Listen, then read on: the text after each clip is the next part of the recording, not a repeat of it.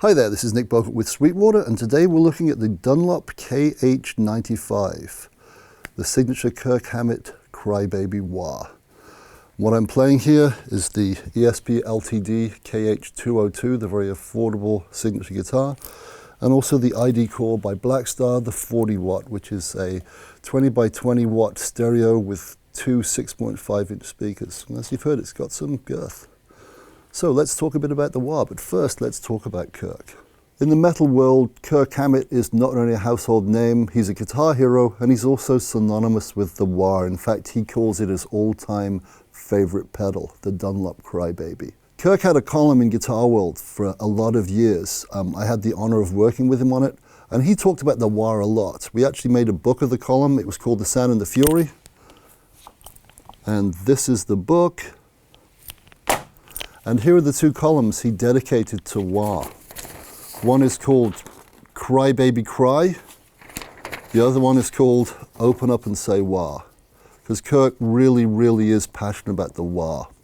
And it's almost like it's attached to his foot as a permanent part of his footwear. In the mid-90s, the fine folk at Dunlop were gracious enough to ask me to write a book called the Wah Wah Book. I was working for Korg at the time because they were the distributor of Marshall, and as they had the Vox Wah, they said, yeah, we'd love you to write the book, but please don't use your own name. So, as you can see from the title, it says P.J. Howarth. Why that's pen name? Well, Howarth with my mother's maiden names, and P is for my firstborn Paige, J is for the secondborn Jared. I only had 2 kids at the time, now I've got 15. But anyway, so P.J. Howarth is Paige, Jared, Howarth. That was my pen name. But the reason I mention this is not only is Kirk in this book, he actually wrote the foreword.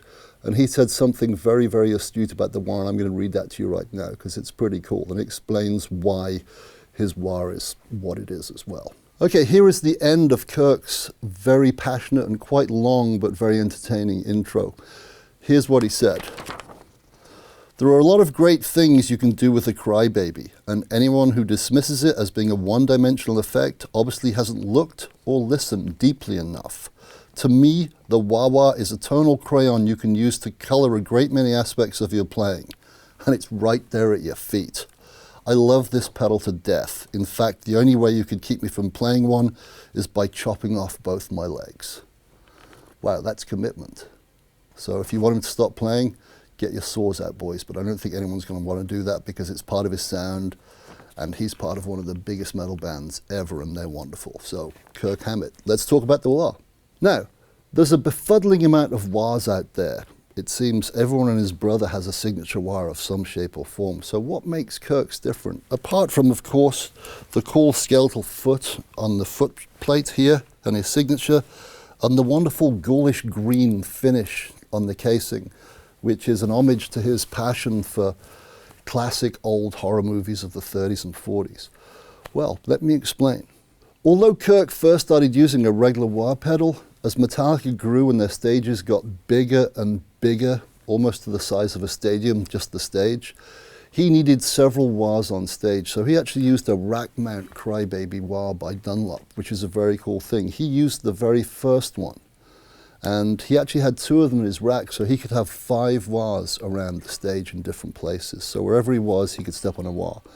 And that was cool because there was no cable going to the wah, it was a remote controller. So he voiced that wah over years, like tweaking it, because it had 5 EQ controls, and so he tweaked it. And this wah, the KH95, is an exact copy of the sound he liked. So if you've got the newer Dunlop rack wah, which is brilliant, the DCR 2SR, which has got 6 tone controls in the EQ stage, you can't duplicate the 1SR because the 5 controls are in different places. So the only way to get Kirk's sound, unless you've got a 1SR and you know his exact settings, is to get the KH95. And if you're wondering how I know all this stuff, not only did I work with Kirk on his column, but I used to do the Vogue display of Power gear section in Guitar World, and we did Kirk's rig. And as you can see there, he has 2 rack wahs and no less than 5 controllers. Pretty cool. In a nutshell, the Kirk Hammett Signature KH95 has a very classic Crybaby vibe to it. It's got a very smooth, even response from heel to toe, so when the wah is fully up or fully down, it's nice and smooth. It has bright highs, but they're not overly cutting, they're kind of smooth. The mid-range is growly and well-defined, and the lows are full. It also has a true bypass as well. So let's hear it with a cleaner sound, just so you can really hear the sweep of the wah.